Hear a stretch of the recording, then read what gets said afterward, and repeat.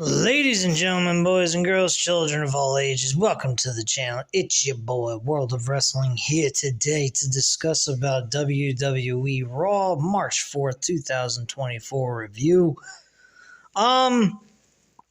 This show is pretty solid, very good stuff. The show flowed pretty decently.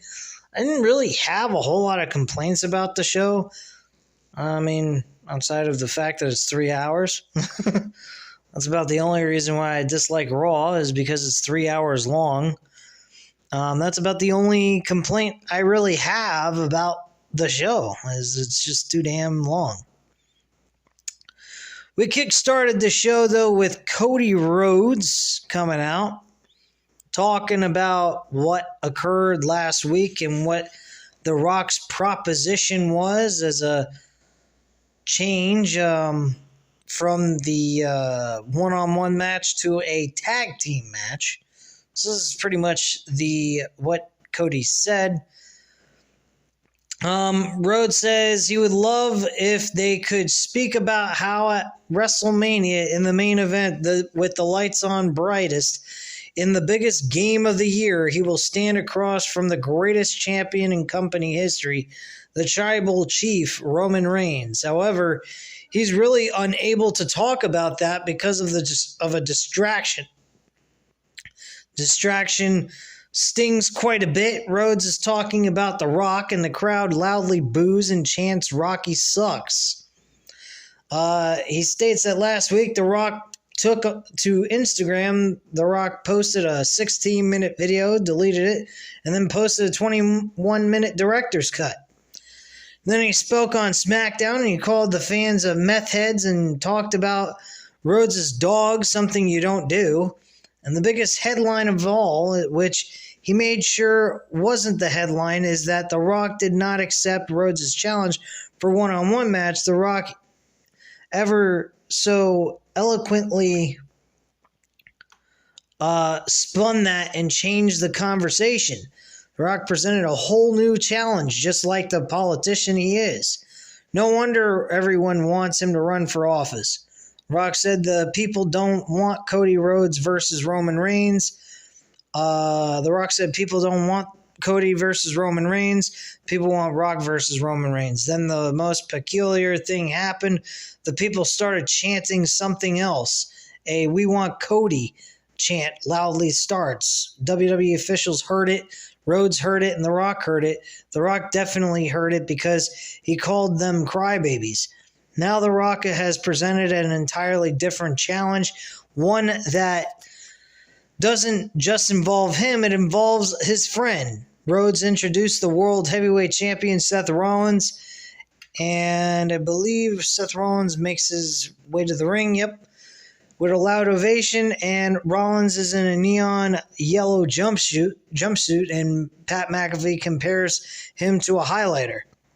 The crowd loudly sings Rollins' song, and Rollins welcomes San Antonio to Monday Night Rollins. Rollins asks Rhodes what he is thinking. Rhodes says Rollins has offered to have his back against the bloodline, and Rollins stood next to him when he got slapped, even with a bad knee. The plot has been incredibly twisted. Rhodes didn't even think he'd be at WrestleMania until he saw that stupid PowerPoint of Rock and Roman's family being better than everyone else's. Rollins is already facing Drew McIntyre, the only man to pin Rhodes aside from Reigns. And Rhodes wants to say that this for all the people to hear, they would be facing two Mount Rushmore wrestlers. Rhodes would be totally fine if Rollins declined to be on board and have his back. Rollins respects Rhodes giving him the out. He'll take care of Drew McIntyre, and Rollins told McIntyre, as well as Rhodes and the entire world, that some things are bigger than them. Taking down the bloodline is the biggest thing they can do. It's not just Rhodes' story that needs to be finished. It's Rollins' story. 10 years ago, they came in here and wanted to take the power from the top. Rollins wanted to give the power back to the people, and Reigns wanted to keep it all for himself. Here is the problem. They're so close. With The Rock and the Bloodline, they are this close to Roman Reigns having absolute power. As for The Rock, Rollins is kind of over him. Another Rocky sucks and chant fires up. Rollins says that Rocky does suck. He hasn't been The Rock or the People's Champ for so long. Rock isn't going to call him those things anymore. Rollins wanted to come up with a new name for The Rock. Rollins is going to call him Diarrhea Dwayne. I thought that was absolutely weak as fuck. Did not like that replacement of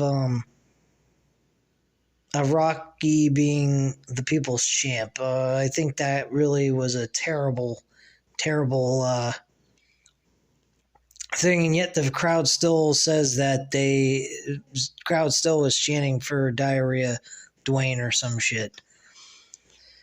Every single thing that comes out of his mouth has the consistency of wet baby poop. This is WWE being adults.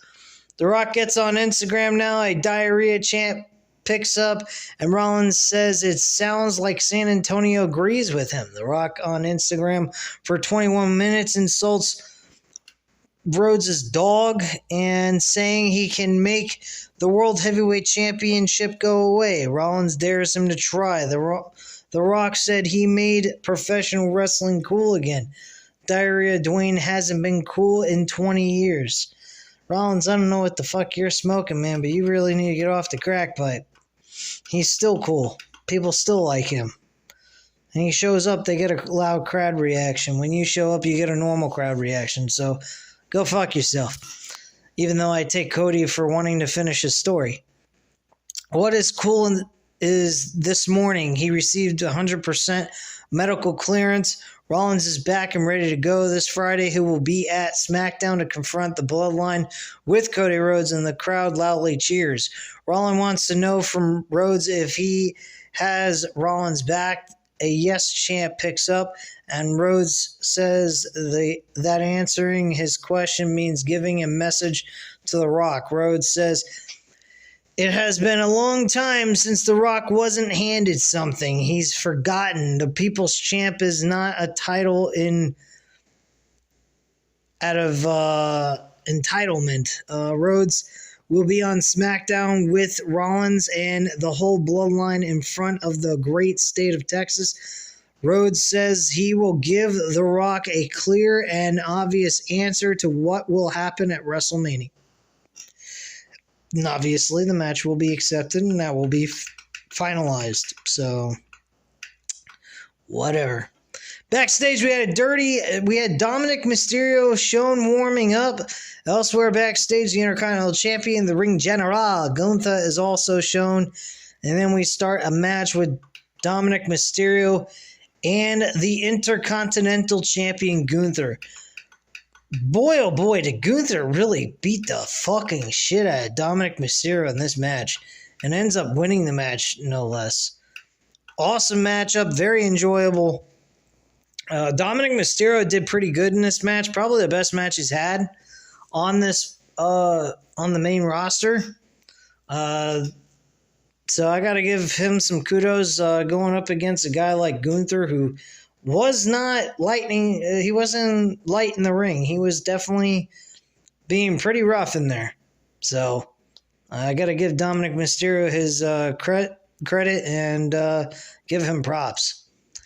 Dakota Kai is walking backstage with the WWE Women's Champion Io Sky and the WWE Women's Tag Team Champions, the Kabuki Warriors. Raw General Manager Adam Pearce asked them what they're doing here, and Kai says they're here to scout the talent. Pearce doesn't believe Damage Control. Shinsuke Nakamura walks up, and Damage Control walks off. Pearce assumes Nakamura wants to talk about the Intercontinental Champion, so Pearce tells him to meet him in his office. Later on in the show, just to let you know, there is a decision to do a gauntlet match next week to crown a number one contender for the Intercontinental Championship, so there won't be no schmoz match over the IC title. Next up, we had a video package of Kathy Kelly. Kathy Kelly asked Kent, Chance, and Caden Carter about losing the tag team titles. Chance says they want to get them back to the top.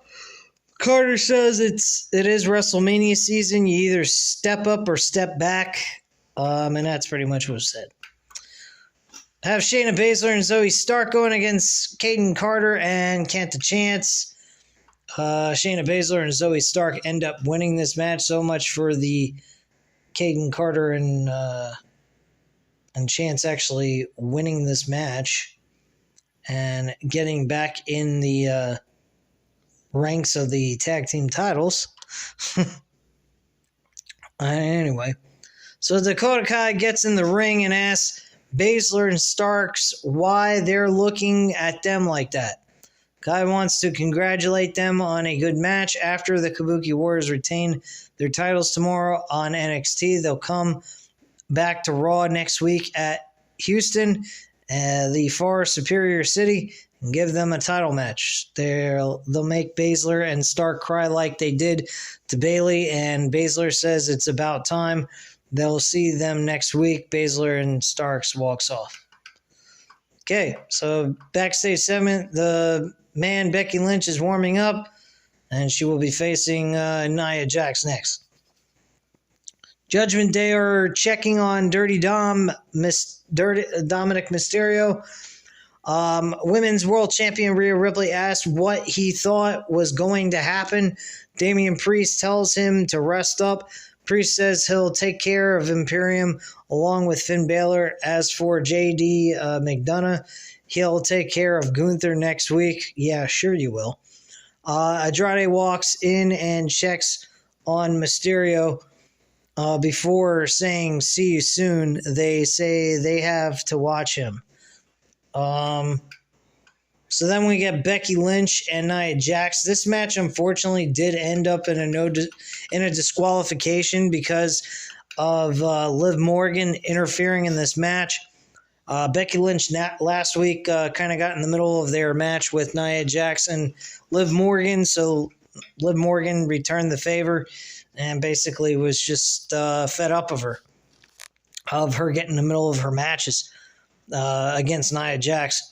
Liv Morgan gets in the ring and smiles at Becky Lynch, who cost her a match against Nia Jax last week on Raw, and Morgan tells her to cry about it. Lynch grabs her and starts to argue with her, and Jax pulls them both out of the ring, and Jax slings Lynch into the ring post and misses it. So Lynch just crashes to the floor, and Jax then drops a leg on Morgan, and Jax grabs a fan hat and hits him with it a few times before walking off. Real nice of Nia Jax there. So we go backstage to Raw General Manager Adam Pearce. Ricochet is there complaining about doing all he can, which ain't much. And that's because of creative not doing anything for him. But he still isn't getting fed. Pearce says he respects Ricochet as the last man to hold the IC championship before Gunther, and Pearce says he has a plan that just needs to be finalized. It will make everyone who wants a IC championship very happy. Damian Priest walks into the office with JD McDonough. McDonough wants a shot at Gunther, and McDonough tells Pearce to put him in the ring. Okay. Backstage, Liv Morgan is walking backstage. Then Becky Lynch stops her. Lynch is not very happy. She's interrupted this match. Last week, Lynch was just finishing up what Nia Jax started.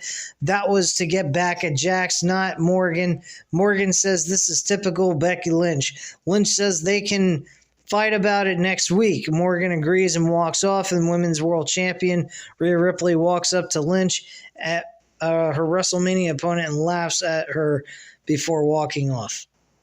And whoop-de-fucky-do. She's worrying about the damage control being in her territory, tells them to stay the fuck away from Raw, and blah, blah, blah. That's one of the other things that occurred. Jey Uso's backstage warming up. Andrade makes his entrance. Michael Cole runs through his earlier career in Mexico and CMLL. His Raw debut match is next, excuse me. They also happen to mention Sting's last match in AEW from the night before, which I was very surprised that they brought that up. I really like the fact that they at least acknowledged Sting being retired and giving him some acknowledgement, because he is definitely a legend. And also, I think that was a great thing they did by doing that. So backstage, we have Adam Pearce talks about the rich storied history of the IC Championship. Finding a worthy challenger for Gunther at WrestleMania has been a challenge.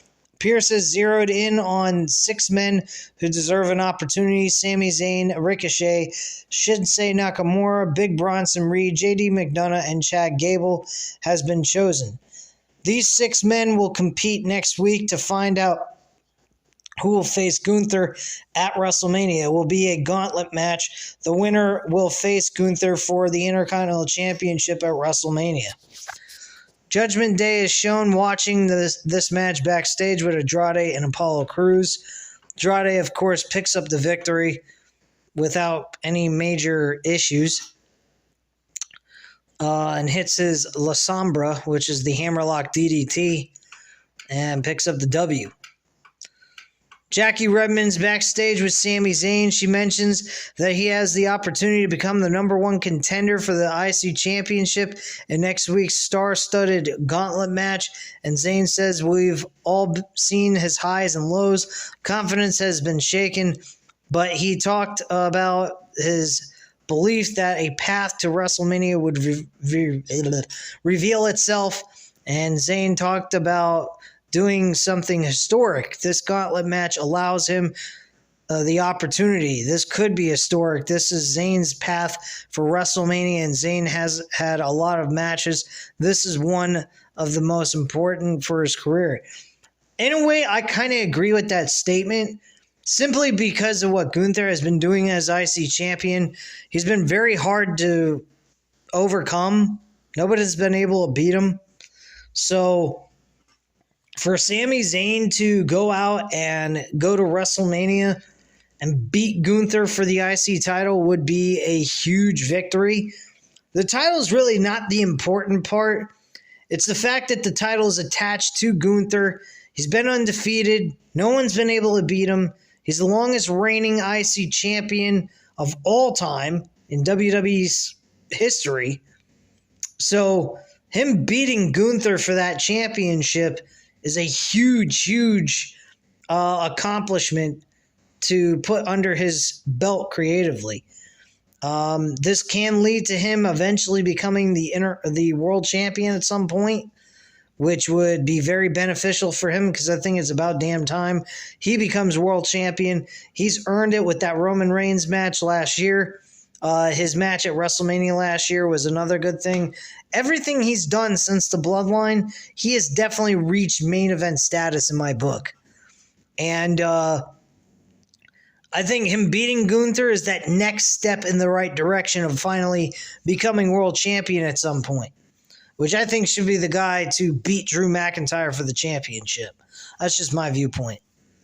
But then again, you got Gunther. So, I mean, you could have Gunther win the world championship, eventually have Sami Zayn face Gunther at next year's WrestleMania, and have Gunther lose to Sami Zayn for the world championship too. Just my thoughts, but to each his own. Anyway, we get Ivar and Valhalla walking up to Zayn. They cannot believe a pathetic man like him has a chance at WrestleMania. Ivar knows he can beat Gunther. Zayn knows that Ivar knows he cannot beat Gunther, and Zayn says he can beat Ivar, and Zayn tells him to meet him in the ring, and Ivar tells him to forget about WrestleMania because he won't make it next week. Okay, backstage, we have Candice LeRae upset that they lost their tag team title match. opportunity in the Elimination Chamber. Indy Hartwell assures her they'll get another opportunity, but LeRae says there might not be a next time. Natalya agrees and says to Tegan Nox that they lost momentum when Nox eliminated her from the Royal Rumble. Nox says that Natalya tried to eliminate her first. Natalya says she's the veteran and will help them regroup. Okay, great. LeRae says Natalya is onto something. They need to forget their manners. Maxine Dupree and Ivy Nile come in. They tell LeRae that she's in a rough patch, but she'll come out of it. And LeRae says she doesn't need a pity party from someone who has had only 3 matches. LeRae walks off and Hartwell apologizes to them. We then have Finn Balor and Damian Priest going up against Imperium of Ludwig Kaiser and Giovanni Vinci. This was a fun tag team matchup, and I'm glad that Judgment Day did win this matchup because I'd hate to think that they lose this match when they're the tag team champions. So, yeah. Anyway, moving on. We get Paul Heyman announced as the first inductee as the Hall of Fame class of 2024. So congratulations to them. Drew McIntyre is backstage with Jackie Redmond, and she asked McIntyre if Rollins has listened to anything McIntyre has said. McIntyre says Rollins is a junkie, a spotlight junkie. His responsibilities are to Raw, but he is trying himself up somewhere else. Rollins has been around CM Punk, Cody Rhodes, and Roman Reigns. McIntyre doesn't care as long as Rollins shows up at WrestleMania. The World Championship deserves better than Rollins. As for Jey Uso, he wanted an apology from him, but he better apologize since Jey has no chance at winning tonight. Sami Zayn makes his entrance. We get Sami Zayn and Ivar going at it. Sami Zayn actually wins this matchup. Good matchup overall. Zayn gets to his feet, and Bronson Reed avalanches him down, and Reed will be in the gauntlet match next week. And Reed goes to the top rope and crashes Zayn with a tsunami, and then Reed climbs the ropes and points at the WrestleMania sign. Okay. Backstage with the IC champion says Dominic Mysterio stepped up, but Gunther didn't question the outcome. She asks about the gauntlet match. Gunther says this should be a stacked deck because he elevated this great prize to places it has never been before. It's great to see the creme de la creme of Monday Night Raw fighting for a spot to be outclassed by the Ring General. Chad Gable walks up to Gunther and says he's sick of his condescending smile. Gable can get past that, but he can't get past what Gunther did to him after their last match. His daughter had tears in his eyes, and Gable will do what he swore to do last September and take that title. Gable will take that smile from Gunther and put it on his daughter's face. This match just means more to him. Gunther laughs and walks off, and Gable sneers at him. Main event, Jey Uso says for weeks all he has heard is Drew McIntyre crying and complaining about an apology.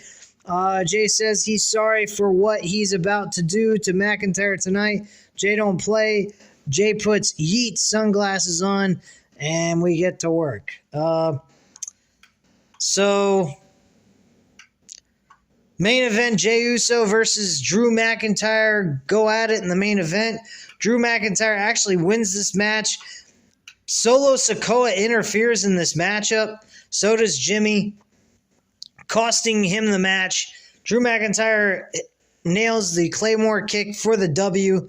And after the match, Jimmy Uso grabs a steel chair, gets in the ring, and Jimmy looks like he has some evil plans for his twin brother and World Heavyweight Champion Seth Rollins. Runs down Rollins runs past his WrestleMania opponent, Drew McIntyre, and McIntyre looks stunned, and Rollins gets in the ring, super kicks the chair into Jimmy's face. Rollins then turns into a Claymore kick from McIntyre. McIntyre grabs the World Championship and tells Rollins this is what awaits him if he continues down this path.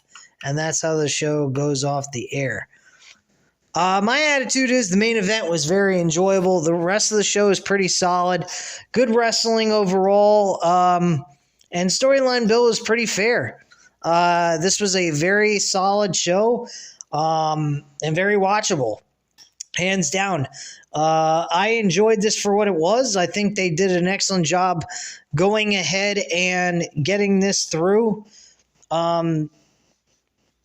for the next week of Monday Night Raw, and I think they're doing a fairly decent job. I think they got a lot of stuff going on here, a lot of good stories taking place, and I just enjoy what I'm seeing here so far. Not too much to complain about, and I think WWE did their part here last night, and I think it was a solid show. Thumbs up. I'm not going to give it 2 thumbs up, but definitely a thumbs up. Just the excitement level, it's okay. It's mid. It's all right. But there are a lot of storylines going on, and they're doing what they need to do to keep you interested in the shows. So I give them a lot of credit. So at this time, guys, that's all I got to say. Please go ahead, go ahead and hit the like button if you like this video. Hit the subscribe button if you're not already subscribed to the channel, of course. And leave a comment down below. I'll definitely get back to you on that. Thank you guys very much for watching, and have a great night, guys. Bye.